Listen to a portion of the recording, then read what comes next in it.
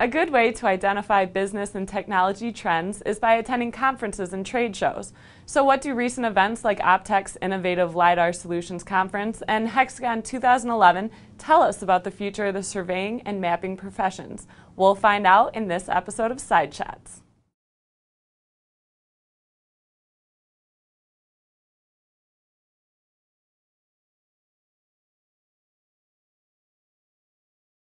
Welcome back to Side Shots. I'm Alexis Brum, contributing editor for POB magazine. In early June, POB's editor Christy Grail and publisher Dan Murphy attended two events that highlighted some key trends in surveying and mapping. Christy, you were at the Optech Innovative LiDAR Solutions Conference held in Toronto May 31st through June 3rd.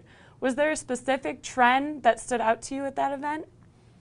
This is the second time that Optech has held this conference. The first one was held 2 years ago in 2009, and technology's changed a lot during that time. Certainly software is allowing users to do a lot more with LiDAR data. They can pull meaningful details out in a more intuitive way, add imagery to point clouds for an enhanced visual experience, and even integrate the LiDAR data into GIS. These and other capabilities are making it easier for everyone involved in a LiDAR-based project to access and use the data, which is helping to drive the demand for LiDAR and 3D modeling.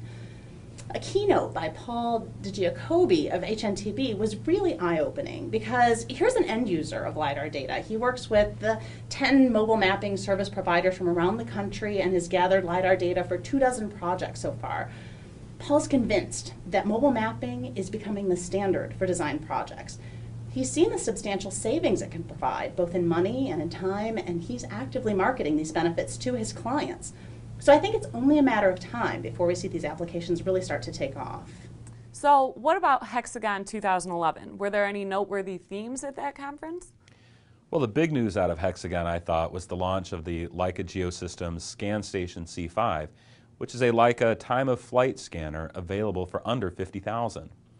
This kind of follows Faro's introduction of the phase-based Focus 3D from a price point, anyway, which the Faro unit starts at under $40,000.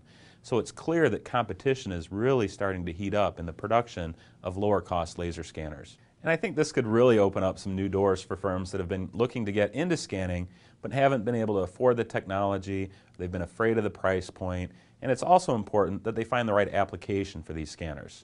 I think the bottom line, what I took away from both conferences, is that there are some excellent opportunities for surveyors, but the traditional role of the surveyor is changing. For surveyors who have an eye for technology and an understanding of how to apply that technology to give them an advantage in the market, it's an exciting time to be part of the profession.